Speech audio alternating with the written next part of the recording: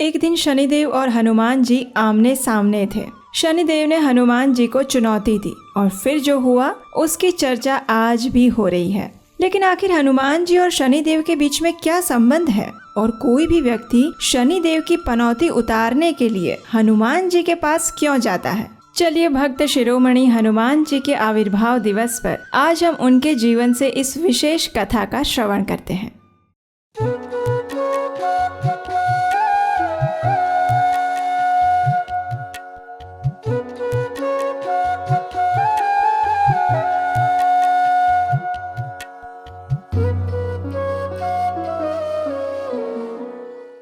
हरे कृष्णा। आज पूरे भारत में कोई भी ऐसा व्यक्ति नहीं होगा जो हनुमान जी के बारे में नहीं जानता। चाहे वो बड़े हो या बच्चे, शिव भक्त हो या कृष्ण भक्त, स्त्री हो या पुरुष, भारत में जितने भी मंदिर हैं उसमें से सबसे ज्यादा मंदिर हनुमान जी के हैं। भारत के आप किसी भी गांव या शहर में चले जाइए, वहां आपको कहीं न कहीं हनुमान जी मिल ही जाएंगे। किसी गांव में शाम के समय हनुमान जी के मंदिर में घंट बजाने की सेवा बच्चे और बड़े दोनों ही बड़ी खुशी से करते हैं। किसी शहर के चौराहे पर ऑफिस से आते वक्त हनुमान जी के मंदिर में माथा टेकने हर कोई जाता है। परीक्षा का रिजल्ट आने वाला हो या फिर प्यार में धोखा मिला हो, हनुमान जी सबसे पहले याद आते हैं। और फिर किसी ने अगर कोई काला जादू किया हो या तांत्रिक विधि की हो या फिर किसी चीज का डर लग रहा हो, तब तो सिर्फ हनुमान जी ही बचा सकते हैं।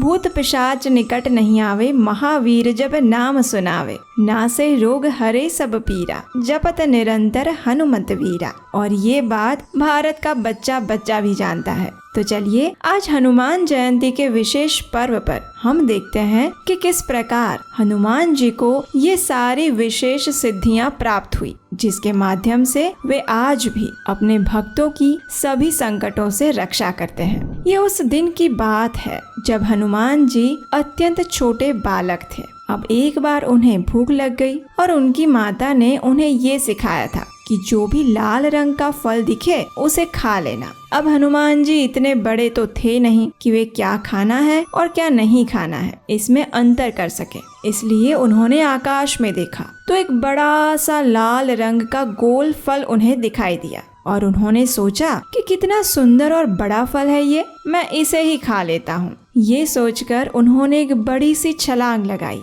और चल पड़े आकाश की ओर उस फल को खाने के लिए। और आपको जानकर आश्चर्य होगा कि वो लाल फल और कोई नहीं अपितु स्वयं सूर्य देव थे।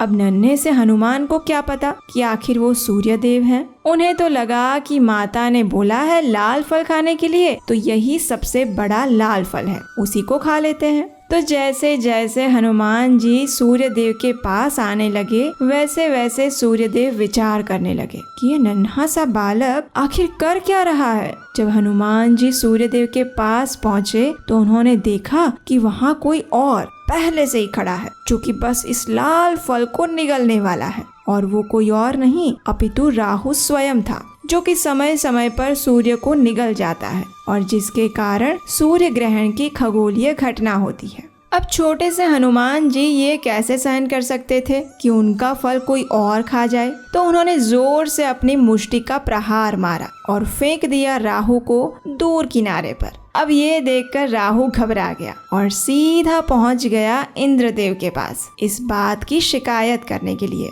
जब देवराज इंद्र ने नन्हे से हनुमान जी को सूर्य के पास खुला हुआ मुख लेकर जाते हुए देखा तो उन्होंने सोचा कि ये बालक अगर आज सूर्य को निगल रहा है तो कल मेरी भी बारी आ सकती है। नहीं नहीं, मुझे इसे रोकना ही होगा। मैं अपने इंद्र पद को इस प्रकार जोखिम में नहीं डाल सकता। ये सोचकर इंद्रदेव ने अपना वज्र छोड़ा और हनुमान जी को रोकने के लिए उन पर प्रहार किया। देवराज इंद्र के वज्र का प्रहार हनुमान जी की दाढ़ी पर हुआ और नन्हे से हनुमान अचेत होकर भूमि पर गिर गए। अब जब वायुदेव ने ये देखा कि देवराज इंद्र के वज्र द्वारा उनका पुत्र अचेत होकर मृतः प्राय स्थिति में आ चुका है, तो वे अत्यंत क्रोधित हो गए। उन्होंने संपूर्ण ब्रह्मांड में से वायु को रोक लिया। अब सभी जीवों के लिए श्वास लेना भी दुष्कर हो रहा था। संपूर्ण पृथ्वी और ब्रह्मांड में हवा की एक भी लहर नहीं दिखाई दे रही थी। और ये दृश्य देखकर स्वयं ब्रह्मा जी और सभी देवी देवता चिंतित हो गए।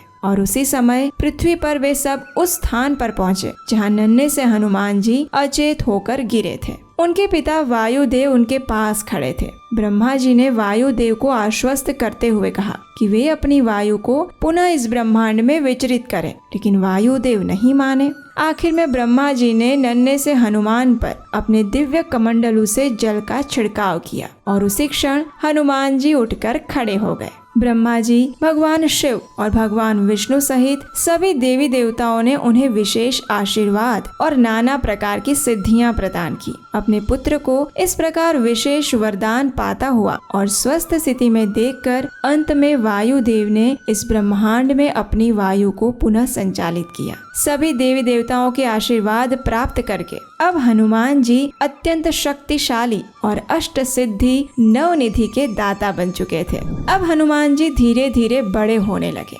एक दिन हनुमान जी अपने पिता वानर राज केसरी के साथ बैठे हुए थे। उस समय केसरी ने उनसे कहा, हे पुत्र, अब तुम्हें शिक्षण प्राप्त करना चाहिए और इस संसार में सूर्य देव से अधिक विद्वान और कोई नहीं है। उनके पास हर प्रकार की विद्या और ज्ञान है। तुम उनके पास जाकर विद्या ग्रहण करो। जाओ। अपने पिता की आज्ञा पाकर हनुमान जी निकल पड़े अपने गुरु सूर्य देव के पास शिक्षा प्राप्त करने के लिए। इस बार फिर से हनुमान जी को अपने पास आता हुआ देखकर सूर्य देव तो घबरा गए। उन्होंने सोचा कि कहीं फिर से हनुमान उन्हें निकलने तो नहीं आ रहा है, लेकिन इस बार ऐसा नहीं हुआ। हनुमान जी ने सूर्य देव के पास जाकर उन्हें प्रणाम किया और उनसे प्रार्थना करते हुए कहने लगे, हे सूर्यदेव, मेरे पिता ने मुझे आपसे शिक्षा प्राप्त करने के लिए कहा है। इस संसार में ऐसी कोई विद्या और ज्ञान नहीं है जो आपके पास ना हो। कृपया मुझे अपना शिष्य स्वीकार कीजिए और मुझे ज्ञान प्रदान करिए। हनुमान जी की बात सुनकर सूर्य नारायण देव ने कहा, हनुमान, तुम तो जानते ही हो कि मुझे पूरा दिन अपने रथ पर बैठकर भ्रमण करते रहना पड़ता है। ऐसे में मेरे पास समय ही कहाँ है जो मैं तुम्हें शिक्षा प्रदान करूं। इसलिए जाओ, तुम किसी और गुरु की शरण ग्रहण करो जो तुम्हें शिक्षित करे। लेकिन हनुमान जी तो दृढ़ निश्चयी थे। उन्होंने कहा, हे सूर्यदेव, आप अपना कर्तव्य निभाते हुए अपने रथ पर भ्रमण करते रहिए। मैं आपके सामने मुख रखकर उल्टी दिशा में आपसे आगे आगे चलता रहूंगा। जितनी गति के साथ आपका रथ भ्रमण करेगा, मैं भी उसी गति के साथ पीछे की ओर दौड़ता रहूंगा। आप अपना कार्य करते हुए मुझे शिक्षा प्रदान कर सकते हैं।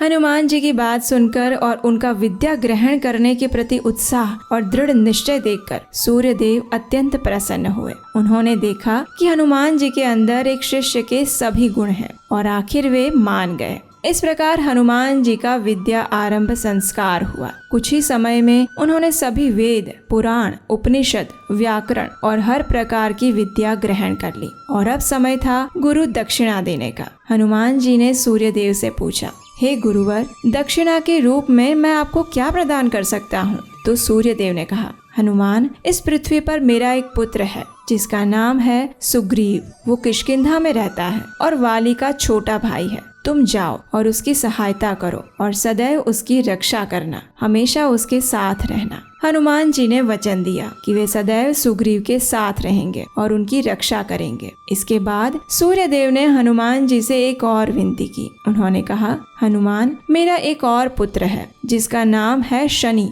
वो किसी कारणवश गलत राह पर चला गया है। मैं चाहता हूँ कि तुम उसे सही राह पर लेकर आओ और मेरे पास ले आओ। अपने गुरु का आदेश पाते ही हनुमान जी ने सूर्यदेव को प्रणाम किया और निकल पड़े शनि लोक की ओर जाने के लिए। वहाँ जाकर उन्होंने शनि देव से कहा कि वो इसी क्षण अपने दुष्कृत्य बंद करे और उसके साथ सूर्य देव के पास चले। जब शनि देव ने हनुमान जी के इस वीरता भरे आदेश को सुना तो वे अत्यंत क्रोधित हो गए। उन्होंने हनुमान जी को चुनौती देते हुए कहा, कौन हो तुम? क्या तुम मुझे नहीं जानते? मैं शनि हूँ, अजेय और अमर। मैं इसी क्षण तुम्हारा सर्वनाश कर सकता हूँ, और इससे पहले कि मैं तुम्हें अपना काल बना लूं, निकल जाओ यहाँ से। ये सुनकर हनुमान जी ने मुस्कुराते हुए कहा, शनि, मैं यहाँ अपने गुरु सूर्य देव की आज्ञा से आया हूँ। वे तुम्हें इसी समय अपने पास बुला रहे हैं। चलो मेरे साथ, और तुम्हें लिए बिना मैं नहीं जाने वाला हूँ। ये सुनकर शनिदेव को और क्रोध आया।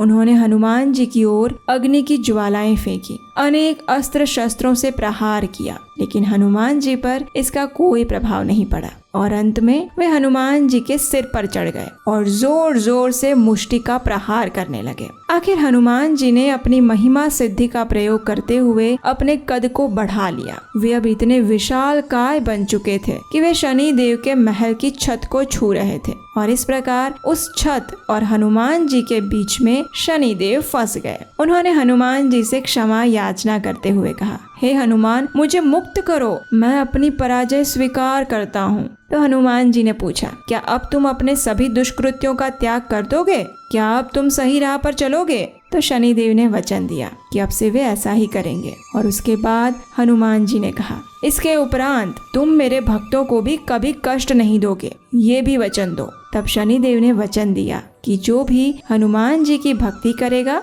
उनके ऊपर शनिदेव का कोई प्रभाव नहीं होगा। ये सुनकर हनुमान जी प्रसन्न हो गए और शनिदेव को लेकर वापस सूर्य देव के पास आए। अपने भटके हुए पुत्र को इस प्रकार सही राह पर आया हुआ देख सूर्य देव अत्यंत प्रसन्न हुए और उन्होंने हनुमान जी को आशीर्वाद दिया। और इस प्रकार आज भी अगर किसी को शनि देव की व्याधि आती है तो उन्हें हनुमान जी की शरण लेने के लिए कहा जाता है। तो ये है एक भक्त की शक्ति, जिसके सामने कोई भी आदि व्याधि उपाधि नहीं टिक सकती, क्योंकि एक भक्त सदैव अपने भगवान की सुरक्षित शरण में रहता है।